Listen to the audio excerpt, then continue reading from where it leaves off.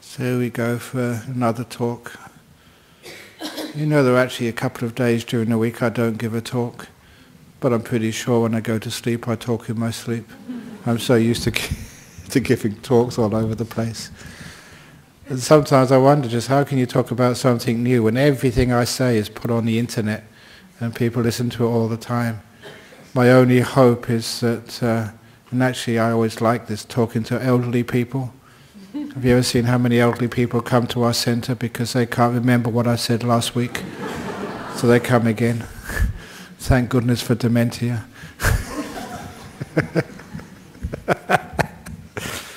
But anyway, all these talks which I give on a Friday night here or somewhere else in some other country, I always try and make these great Buddhist teachings to adapt them to our modern life, the basic teachings of Buddhism, but see how they can be used to help solve some of the problems and difficulties of life, because I have those difficulties of life too. And always asked to do things and to give opinions on things. And you know, one of the lovely things about Buddhism, we were just talking earlier, we don't have hierarchies. Not really. When the Buddha, just before he passed away, because he was a boss at first, obviously, he started Buddhism, and was asked, now when you die, when you pass on, who will take over the leadership of Buddhism? And just one little sentence just changed the whole direction of this thing we call Buddhism. He said, when I die, no one will take over. Just let the teachings, be the leader from here on in. So just that one little sentence, which everybody knows the Buddha actually said, it meant there was no popes, no archbishops, no ayatollahs. We have ayahs as nuns, but no ayatollahs. No. No sort of big bosses. Obviously that people have tried to create those hierarchies over the years, but they've got no real validity in the original teachings, which means that of all the religions, we're pretty, not totally, but pretty hierarchy free, which does give us a lot of leeway to actually to answer questions just personally rather than follow a party line. Of course, that gives us a little bit of difficulty because we don't have official statements we can make on things like abortion, euthanasia, asylum seekers or anything else. There's no official position because there's no official to make that statement, which is, in a sense, is quite wonderful. It means that people can actually join in the conversation. But what Buddhism can do, and what I love teaching over here, is not teaching you what the Buddhist position is, not even telling you how to what to believe, but telling you how to find out and how to make these decisions and how to increase your understanding of these issues which cause so much problems in our modern world. And this evening I was asked to talk a little bit about animal cruelty, talk about asylum seekers, talk about, I just come back from Sri Lanka, and while I was there was some Buddhists so seemingly just destroying Muslim temples and properties. It wasn't me, I never did that. Not me. And so, can you please, Ajahn Brahm, talk about these things that are worrying us? And first of all, to say that just because I say it doesn't mean it's infallible truth. It's a great thing when you come and see a Buddhist monk, no matter how popular they happen to be, even if it's a Dalai Lama. Even the Dalai Lama sometimes makes mistakes. Isn't that refreshing? That they're not perfect, no more than you are. But instead of actually telling you what to believe, we always like giving you some examples of how to find out and how to solve these issues by yourselves. And especially earlier on, someone was talking about the asylum seekers, which is a huge thing here in Australia. And it can polarize many people and people's views. And this is not going to be about politics, because when you get into politics, you really start sort of turning people off. And especially someone actually showed me, gave me some jokes about politics. They said, what the meaning of the word politics? You know where the word politics comes from? It comes from the word poly, meaning many, and ticks, which are blood-sucking parasites. politics. That's really unfair, because I know many politicians are trying to do their very best. They're not all blood-sucking parasites. Some of them actually do some work. Not all of them, but some of them do. And they try their very, very best. But that was a joke for tonight, by the way. So those of you just hanging out for the joke, you can leave now.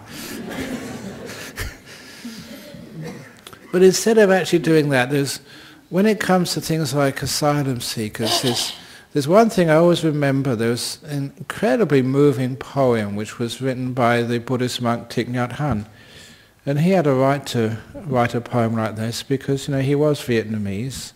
And, he was in Vietnam during the Vietnam War. He left, when the Vietnam fell. And of course, he was supporting and helping out many of the original boat people, who fled from Vietnam. And one of the nicest things about his poem was just how it moved you to see a totally different picture than the normal. And I cannot repeat his poem, but I'm sure you'll be able to find it on the internet if you look for it. Or it may be in some of the books in our library from Venerable Thich, which means Venerable Nhat Hanh. He's very old now, but he was a very great leader of Buddhism. And he said that he is the young woman jumping into the boat, so afraid, leaving everything she ever knew behind. She is the woman or he is the woman, just being thrown around by these waves, not knowing if the boat would sink. She is the woman who gets in the boat boarded by Thai pirates and raped and taken all the money away. He said, I am the Thai man who rapes her and takes all her money. I am the person who rescues her, and I am the person who interrogates her. What he was saying in this poem, which I'm sorry I cannot do justice with, but he identifies with all people involved in a simple but tragic journey of a woman who is a refugee, who gets raped, beaten, things stolen, but still survives. What it was doing is expanding the awareness, not just to see one person, not just to see the asylum seeker in Manus Island, but to see the guard, to see the person who interrogates, the person who abuses, to see the radio talk show host who calls them illegals, to see every person and understand why we do that. Because sometimes it's easy to identify with one side and never see the other sides. We know our side. We know our side, but we don't know the side of the animal who gets slaughtered cruelly. We don't know the side of the person who buys that meat in the supermarket and eats it. We don't know all the sides. And there's a beautiful plea for people, not just to see your side, but to see the other side. I'm not just the Buddhist monk urging on the mob in Sri Lanka. I am also the Muslim shopkeeper whose business is destroyed. I am the Buddhist who is afraid that the Muslims may take over our country. Whatever it is, to see both sides of the conflict. I am the Islamic terrorist who feels they are doing the right thing for the cause. I am the person, the little child whose parents get killed because they're the wrong side of the conflict. I am the soldier who tries to help out but ends up just getting afraid and shooting the children. Seeing every side of what we call the human conflicts of our world, and not just taking one side. What that actually does, it just moves a person from just judging, which is one of the beautiful things which I learned about Buddhism, never blaming anybody. It's a tough thing to do that, not blaming, especially when you see someone who's done a terrible act. It's so easy to come in and say just what they have done is unforgivable. But then, if you take the time, and if you try and understand what led that person to be in that situation at that time, that they killed, raped, even children, If you can do that, then you have taken an incredible step of wisdom to see another side. It's a tough thing to do, and many people can't do that. They remain, if they don't make that step, in their anger, in their justified rage, in feeling that some people need to be thrown away, to be discarded, to be rejected 100% totally. Have you ever felt rejected by somebody, told that you're not good enough, that you're bad, that you're hopeless, there's something terribly wrong with you? And what does it feel like? And do you deserve that? A person who's made a mistake, who done some terrible thing, rejected by putting in a prison, by putting in some cell or some dark hole because of the race, their religion, because whatever they're doing, seeking what they feel to be freedom. It's so hard to judge a person who does such things. And if you want to know why, just ask yourself how many times you've been badly judged and hurt. Has people really understood why you do, why you think what you think? One of the nice things about the way the Buddha taught, he taught us not to blame, but to understand. Not to judge, but to have this incredible compassion. And straight away people think, if you don't judge, if you just let these people do these terrible things, that life will get worse and worse and worse and worse. But life does get worse and worse and worse. When we judge, we put people in jail, we go to war, we try and stop this, we try and blame that person. It gets worse and worse and worse. And so sometimes that people keep saying, can't there be another way? And sometimes that I look at this teaching of the Buddha and I think maybe there is another way just of forgiveness and reconciliation. I often said that sometimes the blame game, and call it a game, because the people who win, the people who actually manage to blame others and avoid getting blamed themselves, because it is a two-way street, that the people who do blame others, and of course once is blame, once is guilt, is always what comes next, which is punishment. I often notice that whenever there's blame and guilt, we always want to punish someone, to hurt them, to take away their happiness, their freedom, something to make them suffer. They need to learn that what they've done is wrong. But look, whenever somebody gets punished, do you ever learn? Every time I got punished as a kid, the only thing I ever learned is to make sure I'm smart enough not to get caught next time. It just made me, more sneaky. It's just like when you have a cat in the forest. You put a bell on the cat, thinking that will protect it, protect the birds from being eaten. And all that teaches a cat is to move with greater stealth. You see these cats, and they can, these bells on their neck, and they can move without it sort of making even a small dingle. It just makes them even more clever in catching cats, which is one of the reasons when we had a cat at our monastery, people say, can you get a bell put around its neck to stop it catching cats? I said, yeah, there's only one bell in this monastery we can put around our cat which will stop it catching birds, and that's this big 2-meter big bell in our bell house. Put that around the cat and that will stop it catching birds. But we get done for animal cruelty. Putting a bell like that, twice as big as the cat. But that's what blame actually really does, or it just teaches people not to get caught. There must be some other way of dealing with these problems. Instead of demonizing the asylum seekers, demonizing even the people who torture. Is that going to stop the cruelty in our world and the pain which it inflicts on us? Surely there can be some other way. And sometimes there is that beautiful other way, which is this fellow Thich Nhat Hanh was trying to elaborate. Put yourselves in the position of the Islamic terrorist. Feel what it's like to be them.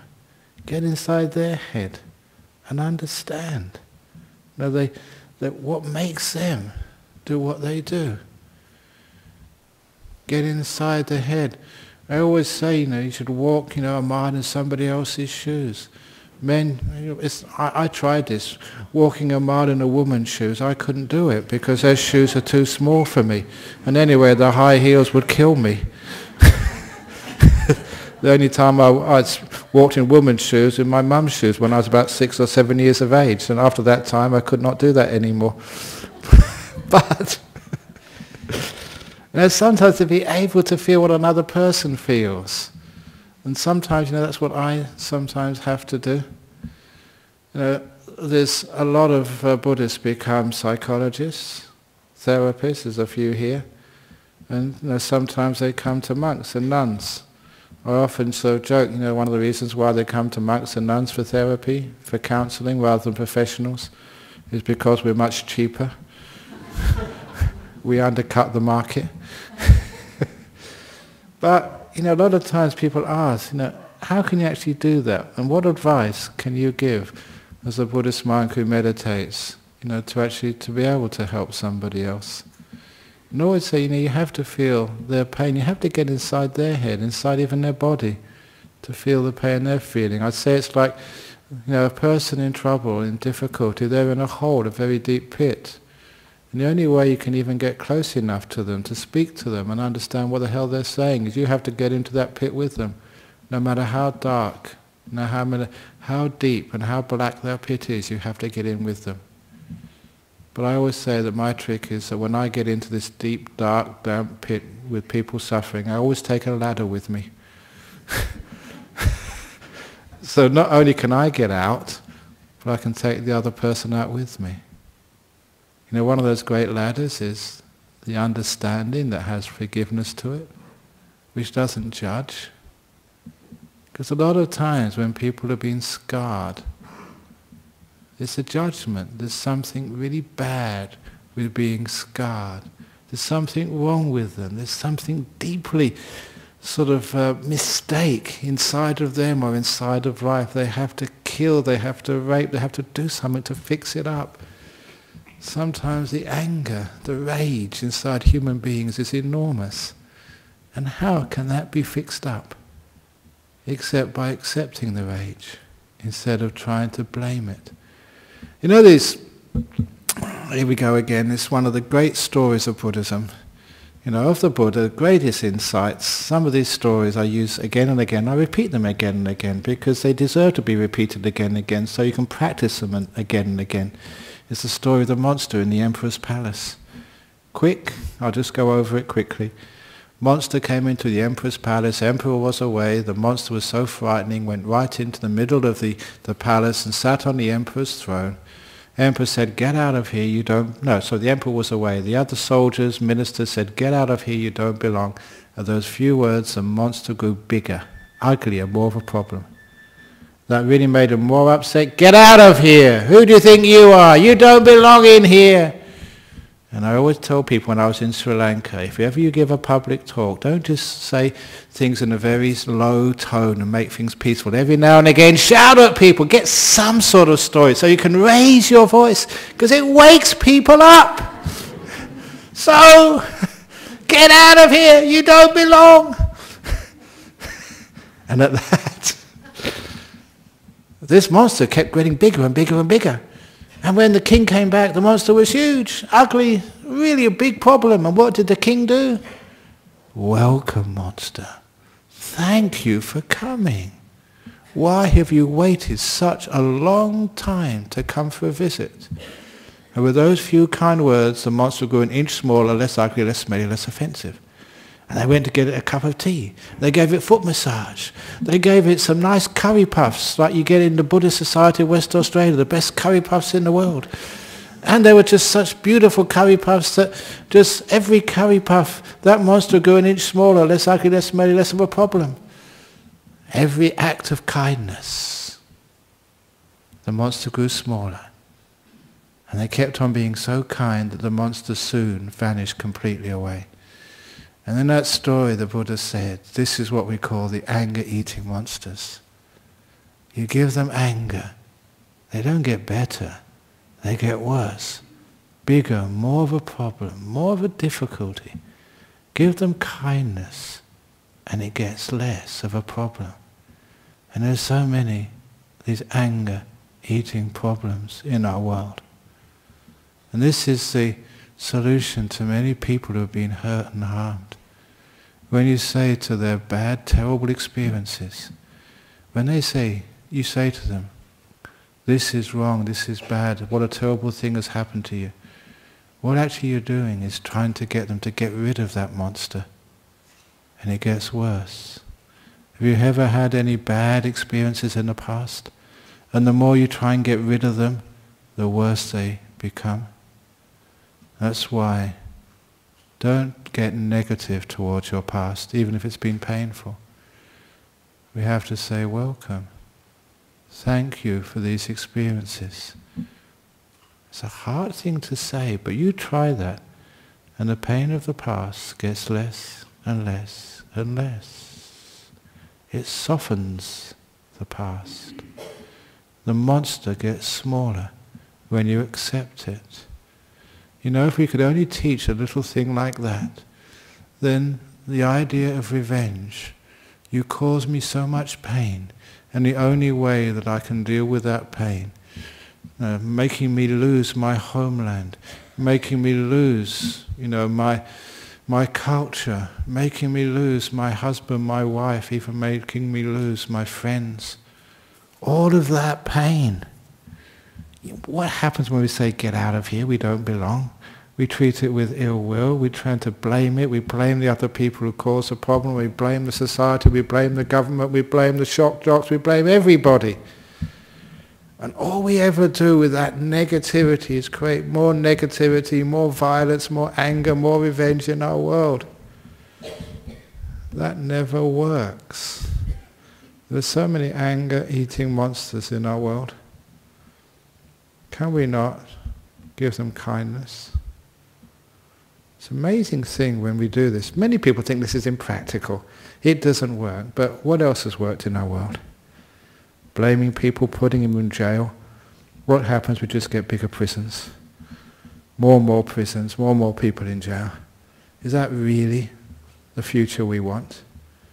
I always thought with prisons, they should never be treated as places where we punish people. Maybe places where we protect people from themselves. Just like you have a disease and you need to be quarantined for a while so that disease doesn't harm other people. But never to treat prisoners as if they need to be taught a lesson. Punishment doesn't teach you a lesson. As I said, it teaches you not to get caught next time. Kindness teaches you a lesson. It's amazing when someone is kind to you. You tend to be kind to yourself.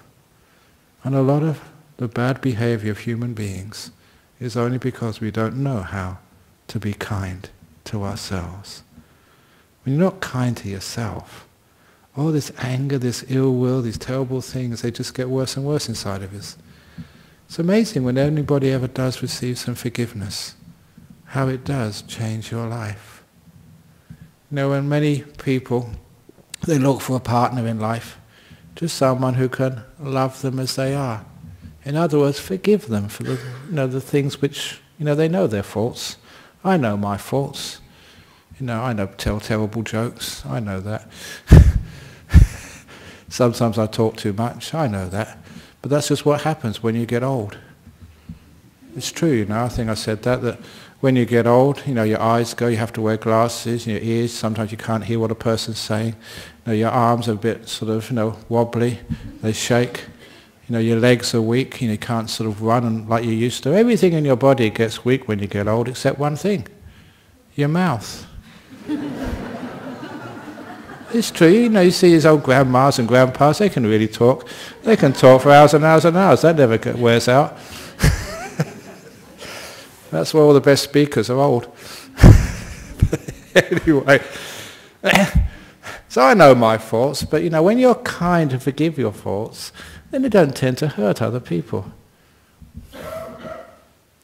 Have you ever seen just how that lack of self-respect causes the anger inside a human being? And that's taken out on other people. And that causes the violence, the wars.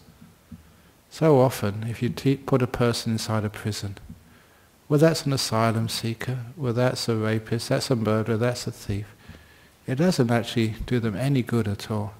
It doesn't teach them a lesson. All it does is makes them worse human beings. But if you teach a person respect, self-respect, kindness, just like you can teach yourself kindness and forgiveness and just basic compassion and love, what does that do to you? We always, we learn about others by looking at ourselves. As me, so you, as you, so me, and I don't care what race, religion you are. We all have the same engine inside, the same human heart. Just like I like to be respected and cared for and protected, every other human being, an animal as well, every being on this planet likes the same. To be looked after and protected. That's why you come to like a Buddhist monastery, the animals there are just so friendly. Sometimes they're too friendly. We get all these ticks from the kangaroos because they keep hanging around us all the time. Be that, we'd rather have that than just have the kangaroos run away. And we're just walking in the path like the other day. I'm walking up to my hut. Would that kangaroo move? No. I have to go through the wet grass, not the kangaroo. And the kangaroo, they like wet grass. They're brought up in it. I was brought up in London. I shouldn't... But anyway...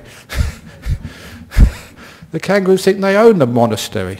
Well, perhaps they did. They were there first. But it's nice when you have to do things like that. It means the kangaroos aren't afraid of you at all, which is wonderful. We can live in peace and harmony with people. Only when you have that sort of sense of respect to other people. And you're never afraid of people. Even when I lived in Thailand, there's all these dangerous animals like snakes. Are you afraid of snakes? I was never afraid of snakes because, only if they got in the way. Come and get out of the way. And they wouldn't.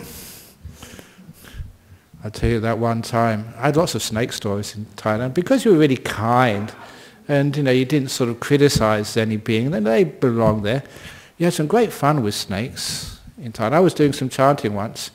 And as I was doing the chanting, the monk sitting next to me, on his back, I was watching him. And this little head appeared from his back. Little snake's head. Because the snake had just crawled up his back when I was doing the chanting. The snake looked at me, I looked at the snake, then the snake looked at the monk, and the monk looked at the snake. And it was one of these things, I wish you had one of these smartphones in those days. You can make a video. It would be one of the greatest videos. The snake looking at the monk, just eyeballing each other. They both didn't know what to do. They weren't afraid of each other, just, who are you? Yeah, what are you doing here? And the monk just put his robe off, just so the snake could very gently go down without sort of scaring the snake, and the snake went away, that's all. The snake was just coming there for the holy chanting, just like many Buddhists do. This is Thailand, all the snakes are Buddhist in Thailand. And I can't resist the other story that one morning, I've been meditating all night. Because when you meditate all night, sometimes you're a little bit tired in the morning. And also remember it was, first thing in the morning where the light is not that strong. So I went out for, go to do a number one, urinate in the forest. And if you've ever been to Asia, you don't have these bowls where you sit on. You squat toilets. We always taught to squat when we're urinating. So there I was in the forest, urinating in the first light of day, relieving the pressure in my bladder. But, I really did think I was urinating on a stick until it started to move. It was absolutely true. I was peeing on a snake. Oh, I said that word again. I said that 2 weeks ago. I said I wouldn't say the P word again. But anyway, I was urinating on a snake, in a forest. And these were a very venomous snake. I recognized what the snake was. Very venomous, a very dangerous snake. And I said this story in Sri Lanka. The most sensitive part of a male body was about that far from the snake's mouth. Now, you girls won't appreciate this. You men, it's like, ooh. It's only a few inches away, from my you-know-what. And would that snake bite me? No way. Because again, it was a Buddhist snake. It thought, I could read its mind, it thought it was being blessed with holy water. You can't get more holy than straight from a monk. So that's the time I blessed the snake with my own urine. And it loved it, every minute of it. Maybe because it was all so warm and snakes are pretty cold.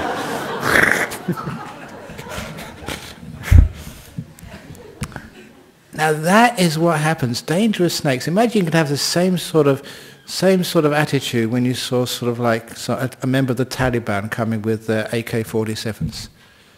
Not at all afraid, but have this beautiful sense of respect and kindness.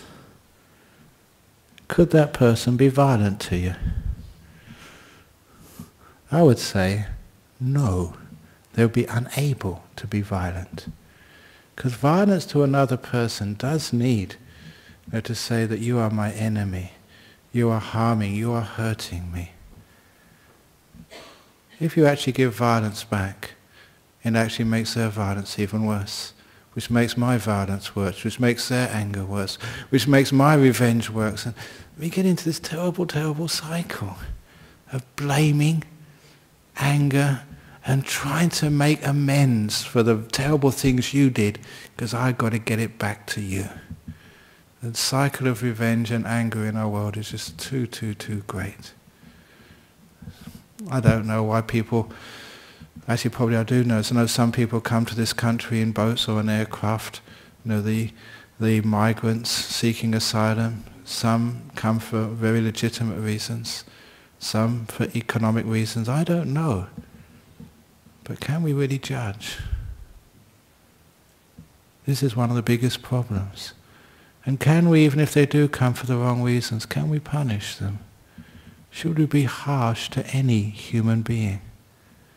Maybe do have to quarantine them. I'm not quite sure, but at least, at very least, we should always be humane to our fellow human beings. Because that's what Thich Nhat Hanh taught me in that poem. You could be that asylum seeker. You could also be that guard. You could also be that person slaughtering the cow. That may be your job, your profession.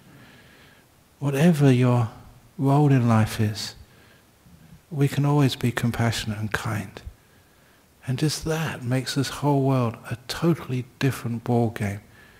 We do have snakes, we do have monks, sharing sort of the forest, sometimes making mistakes and urinating on them.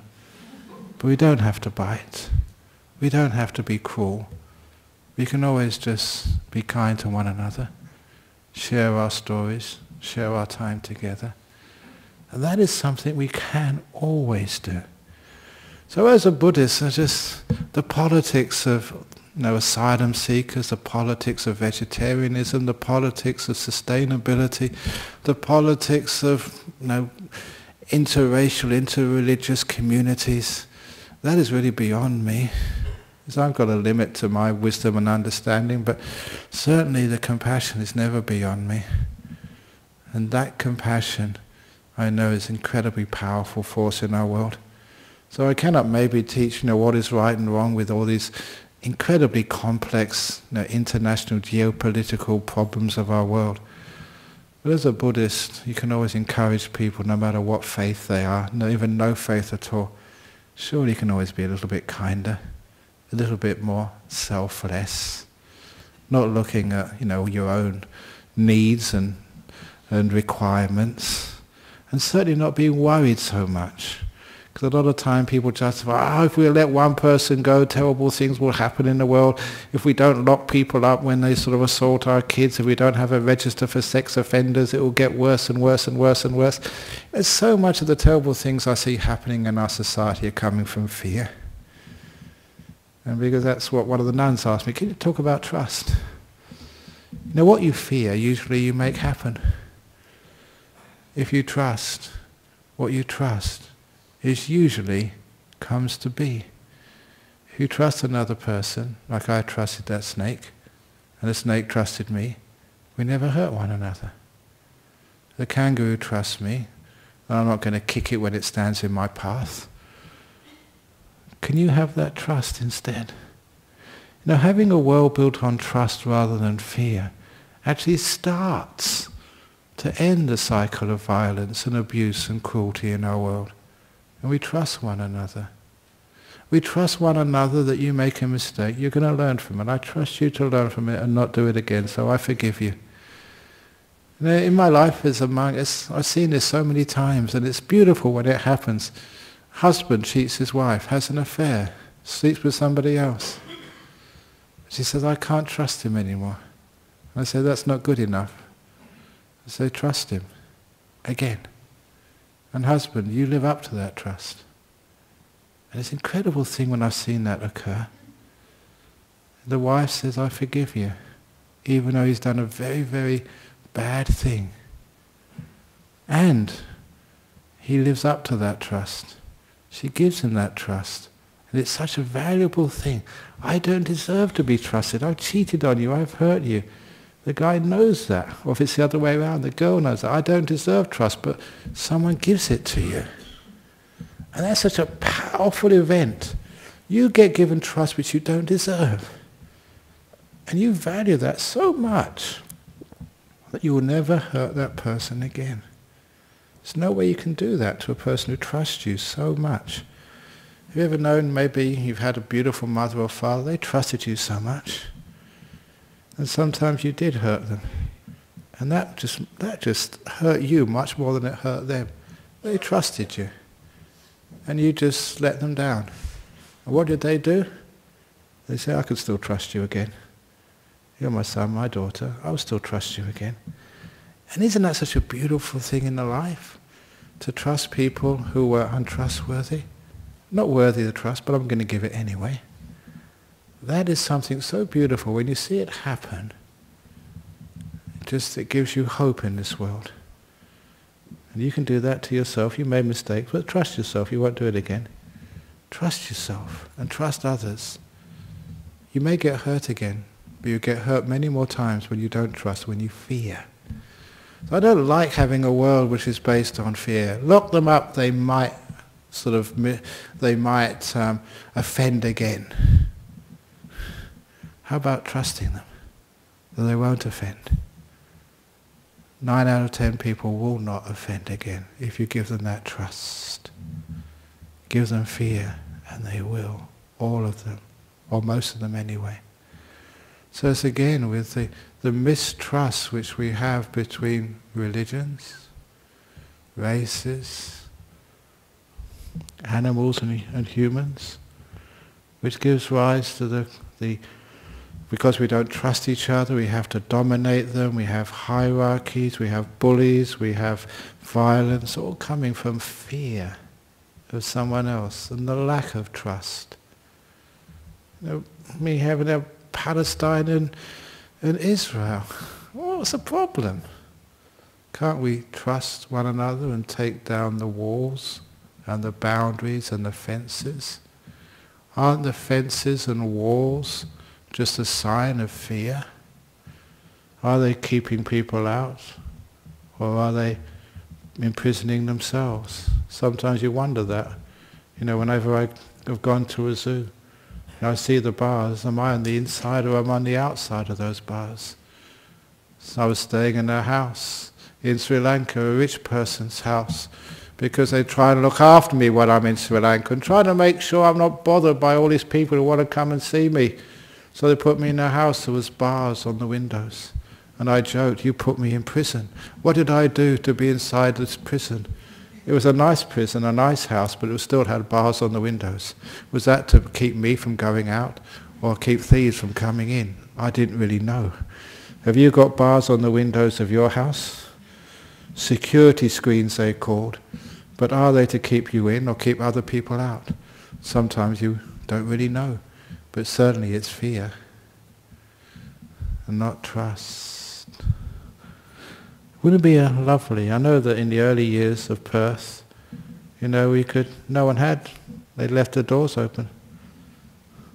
When I grew up, we always left our door open of our house. The reason was we were so poor. My father would say he hoped one day a burglar might come in and leave us something. We were poor. But can you see that whole idea in our life? Because of fear, we have violence and anger. If we can have trust. Do you trust your partner? Or do you always wonder, where is she going tonight? She says she's going to this Buddhist society. She keeps on talking about this Ajahn Brahm guy. Is that my wife's lover? We can always have this mistrust sometimes. So, what type of world would you like to live in? A world of fear or a world of trust? Because when we have fear, that is when we lock the asylum seekers away. We're afraid of them. Afraid they're going to come and swamp Australia. Going to take our jobs, marry our children. They're going to have these diseases. They're going to take in their culture. Australia is going to become an Islamic republic. We're going to have Sharia law. We're going to have all these terrible things happen. Ah! Come on. So sometimes it's the fear which makes us do these terrible, terrible things. Cannot we trust the goodness of the people of Australia? The kindness? Can we trust that instead? And say, look, because I know that some of the Vietnamese, Cambodians, the people who came in boats years ago, this is my opinion, okay? This is not official Buddhist view. This is not dogma. I am not infallible. I make mistakes. But sometimes I've seen just anybody who has basically had the guts, the courage, the initiative to get on that boat and leave Vietnam or Cambodia in those days and come here. These aren't going to be lazy people. They're going to work their butt off when they come here, and many of them have. There's many Vietnamese refugees who made a great life in Australia here this evening, or listening overseas, Cambodians as well. It's almost like a filter filtering out those with initiative, with the get up and go. They do get up and go from the oppression of their country. They usually make an incredibly good life if they're given even a small chance. Come with absolutely nothing. And many of them have been to their houses, seen their families, incredibly successful, amazing people. Don't people deserve a chance? But that's only my opinion. Maybe I'm not sort of fearful enough about more people coming in. But at least I think, at the very least, we should always be compassionate and kind. I can never see that anyone losing out on kindness. So that's sort of my particular view on that. But certainly no fear, more trust in our world. No blame for why people do these things, even if they do from reasons which aren't real refugees. Even if they, just kill animals really cruelly. I don't know why they do that, but can we not be kinder in our world? Kinder to our kids, kinder to ourselves, kinder to our partners. If they do something wrong, please forgive them. It hurts, you've done something wrong, I've done things wrong many, many times. Can't we just trust and give this amazing sense that, yes, you have done something wrong, but I'll give you another chance. Yes, you have sort of abused the system, but I will give you another chance. Because that's what I've been given a few times. And I've been so thankful that someone has trusted me. I made a terrible mistake, but they've trusted me, they've forgiven me. And I think, wow, thank you so much. It means I won't do it again. It's something beautiful in this world. That forgiveness, that trust, that compassion, that openness of heart. And that openness of heart gives us a society which we can be proud of, and a future full of hope rather than full of fear. What's the other way? Control, fear, violence, abuse. Is that the sort of world we want to give to our kids? People might say, Ajahn Brahm, you're so idealistic, you don't live in the real world. I do live in the real world. I travel so much. And you do come across sort of some of the worst cases. To this day, I can never forget, I was about 25 years ago, maybe 30 years ago, going to the Port Hedland detention centre to see some of the Cambodian refugees who came here. And having a talk for 5-10 minutes with this young boy, maybe about 22, 23, who'd been in the Port Hedland detention centre for about 3-4 years. His English was not much, but I remember him telling me, sitting opposite this wooden little table on benches, it's like a barbecue area, and just saying, he said, "My soul is dark. I have no hope." And that went straight inside of me. I will never forget that. Not quite sure what happened to that young man. But his soul was dark. Lack of hope. Because been putting in that centre for 3-4 years with no future. I would not want that on myself or on anybody I knew or cared for.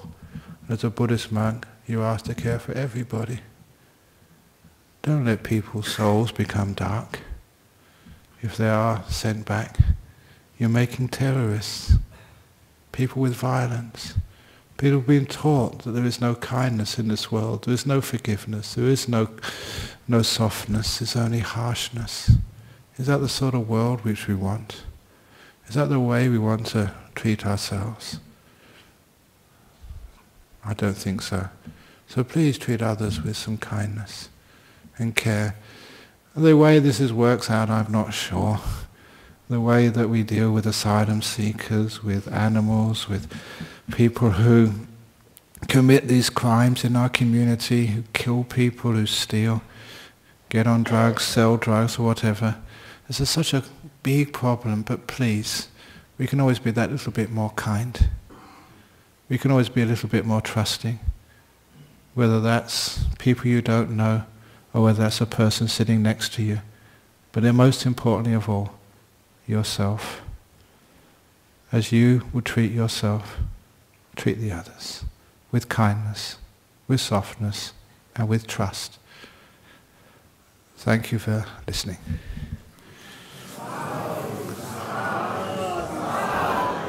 Thank you. Not everyone will agree with me, but that's, please forgive me if it's not practical, but I want to make a better world wherever I can. Okay, some questions. I'm sure may have stirred a few people up. The first question first from Alan Jones in Sydney. No, it's not. Be good if it was. Alan Jones, shock jock. No. Now, okay, this is a great question here from the Netherlands. Should we Buddhists strictly maintain the principle of non-violence and allow innocent people to get killed? Number one, innocent people. Hands up here if you are innocent. You've all done something which is wrong or bad or selfish or something in this life. So sometimes when they say innocent people, sometimes we can't see the big picture. I always remember just going to Karnak Prison Farm years and years and years ago and being taught the law of karma, the Buddhist teaching of karma from this old prisoner. And he taught me. I'm supposed to be a Buddhist and understand these things, but it's amazing. You learn more Buddhism, just from people who are not even Buddhists than you do from your own teachers. So he came up to me one day after my class and said, "I need to talk to you. This is really important. I've been put in prison for a crime I never did." And he told me, he said, "Look, I know many prisoners will say that, but I'm being honest. I don't know how I can convince you I'm honest about this. I respect you. I've been watching you for a long time. I respect you as a Buddhist monk. This is absolutely true. Cross my heart, I never did that theft. I've been put in jail for something I never did." Now, of course, when you hear that, maybe most of you think this is unjust, it's unfair, you can't let something like this stand. I have a very strong sort of sense of justice and what's fair. And it's not just a sense of justice. If I think something's not fair, I'm going to do something about it. Speak up, say something. I get into trouble for that many times, but I don't care. I'm going to stand up and stand up for the gays, stand up for women, stand up for whoever. Stand up for the Muslims. I don't care. I'm going to stand up for whoever I think is being mistreated. Even the Buddhists, we're mistreated sometimes too, especially monks and nuns.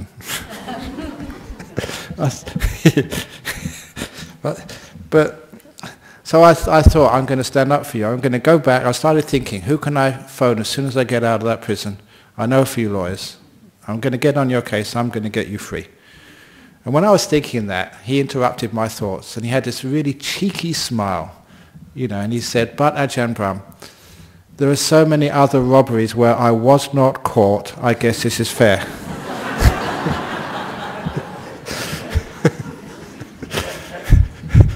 So he was put in jail for a robbery he didn't do, but many robberies he did do, he wasn't caught. Really cheeky, but so I laughed and said, thank you, that's a great story, which I shared many, many times. So whenever you get done for speeding, do you think it's really unfair? How many times were you not caught? Do you ever think that's unfair, that you were speeding and the camera wasn't there? Was that unfair? Of course not. So sometimes innocent. How innocent are we? And sometimes we look at that, there's many things which I have done. Sometimes, if you are in the war zones, were you really innocent? Did you vote for governments? Did you just turn a blind eye when other sort of bad things were happening? Did you support your friend when they were being taken away? How innocent are people? That's the first thing. But when actually people are being killed, non-violence, what does that mean? Non-violence doesn't mean running away. Sometimes non-violence means standing in front of the person with a gun, taking the bullet yourself. I always remember one of the great sayings of Gandhi. One of the reasons why he was a great person, because he died with a bullet. But he said, I can see 1,000 reasons for giving my life to a cause, but I can't see one reason for taking the life of another. I always remember that. 1,000 reasons for giving your life, but never a reason for taking a life. And one of the nice things about being a Buddhist, I don't mind giving a life because I've got many more left.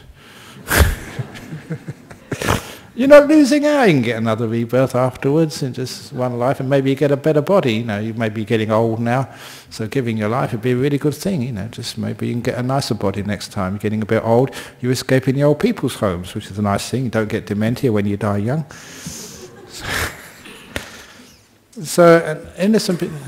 You don't need to be violent to stop people being killed, which is the interesting point. When we have violence, does it stop people being killed or more people being killed? So do we have to maintain the principle of violence so innocent people doesn't get killed? That's what this question is begging. The question was, should we as Buddhists strictly maintain the principle of non-violence and allow innocent people to be killed? I asked, should we maintain the principle of violence to stop innocent people being killed? Does violence help? Short term, yes. But long term, what are we creating in our world? That violence works. So, the only way is to kill people, to put people in jail, torture them, execute them, to stop violence. We have a violent society sometimes. Fortunately, we're taking that away. You can't beat kids these days. You can't beat your wife. Is that a good thing? You bet it is, but in some situations you still can. In some countries, that's terrible. So if we have violence and we're thinking violence is a solution, then we can extend that to, state-sponsored violence. violence against some people who need to be taught a lesson. And there's many ways of violence. It's not just with a stick or a gun or a whip or something. It's violence to people by shutting them up inside these dark holes with no hope. The emotional violence is as bad, if not worse, than physical violence. So, are we a non-violent society? Or do we inflict emotional violence, even here in Australia, on many people? Is that a solution? Or is that causing the problem? So I think in the long term, we have to look at other solutions to these problems. And maybe non-violence is that solution. But it's not just non-violence. It's something much more than that. It's not what we don't do. It's what we do in a place of violence. In other words, some kindness, some wisdom, some hard work, some sacrifice, lessening our desires, sharing more, having less of a sense of self and more a sense of we. We always say we're a selfish society.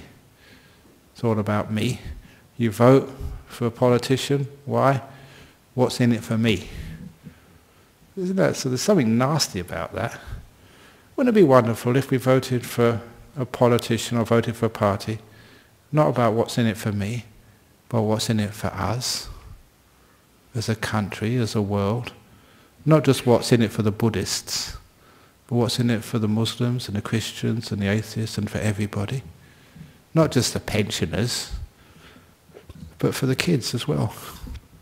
Why is it that we're just so concerned about just me and mine and just my group rather than the big us? That's one of the things I've often taught to you. In life, it's never about me, it's never about you, it's always about us. In a relationship, in a Buddhist society, in any community in the world, you know, it's never about you. You're not an island, you can't be by yourself, you're affected by other people. I can go in my cave in Serpentine, but I have to come out and face people afterwards. It's all about us. So that's about life. So maybe that's how we can stop people being killed. Not by inflicting violence, by changing attitudes and perceptions.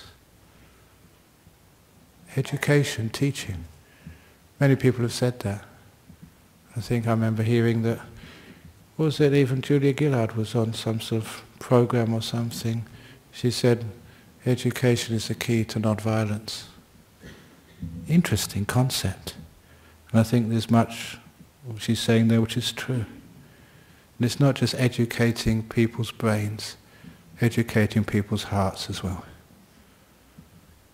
That is a way to stop people getting killed. Interesting. Anyway, again, I haven't told you what to believe. Maybe change some of the way you think. Open up new doors. That's what we do here. Not just the same old, same old, same old. Something new to think about, to contemplate. Maybe different ways to make this world a better place. Any questions from the audience here? Yeah.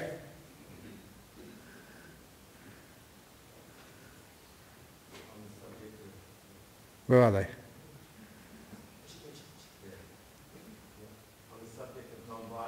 Yeah.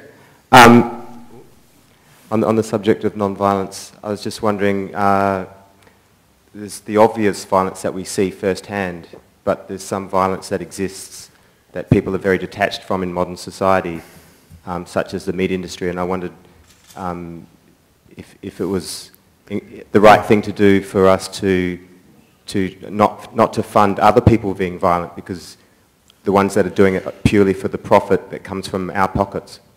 Yes.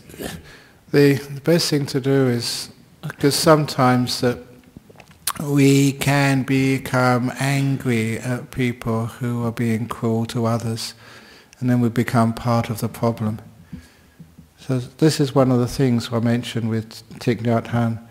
He says, you know, to be able to identify with the person who slaughters a cow, to be in their shoes as well as be in the body of a cow being slaughtered, to be both. Which means that we try and lessen the pain, but not eliminate it. to lessen the violence, to lessen the hurt. And that is a goal we can actually achieve. Because too often that people, what I've seen in my life is their goals are just so high, so much, asking from the world what it can never ever give you. But we can ask for better, for more humane ways. We can never stop asylum seekers. We can treat them more humanely. We can never stop, please excuse me, never stop men cheating on their wives. It's going to happen. But we can actually try and cheat it a bit more humanely, treat our wives more humanely. We're going to get angry at each other, but at least we can treat ourselves more humanely with some forgiveness and violence. So sometimes it's like seeing what this world is and how much it can give and not asking for what it can never get you. And if we actually can live within the parameters of what's possible, we make the world a better place, but not a perfect place. That's another part of Buddhism which was hard for me to accept, but it's because of the imperfections of life. That's, the old shit story. That's what makes us grow. It's hard to accept sometimes, the cancers. Can't we cure the cancers? Can't we cure the diseases? Can't we cure the tragedies and natural disasters? No, we can't. We have to accept, embrace, and learn. Lessen them. Lessen the cruelty, lessen the violence. Eat less meat. Those of you who can, be vegetarians. At the very least, be humane as much as you can humanely kill another person. But at least we can do better. Let's do better first, before we try to be perfect. You may not agree with me, but sometimes that's how I've come to judge the world after all the years I've been a monk. I never expect each one of you to be perfect. You do some stupid things sometimes, but I'd always love you nevertheless and be your friends. Anyway, thanks for that. It's a very difficult talk, but thanks again for listening, everybody. And hopefully it just raises people up a little bit and raises animals up, protects all types of society, whether it's even those people who come here by boats or by plane or whatever, people who are suffering in our world. Anyway, let's just pay respects to Buddha Dhamma Sangha now.